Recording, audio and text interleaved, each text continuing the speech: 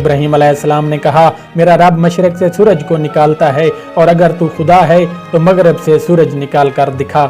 یہ سن کر نمرود لاجواب ہو گیا۔ نمرود نے غصے میں یہ حکم دیا کہ ابراہیم کو بطور سزا آگ میں ڈال دیا جائے۔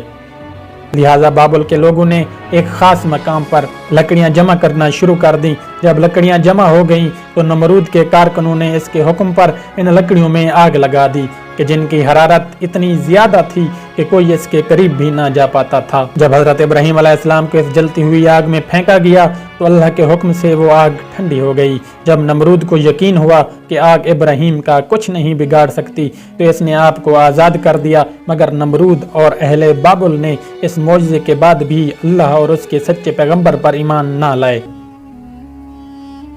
اس کے برخلاف نمرود نے بابل میں ایک عظیم مینار بنوانے کا حکم دیا جس کے ذریعے وہ ابراہیم کے خدا سے مقابلہ کر سکے۔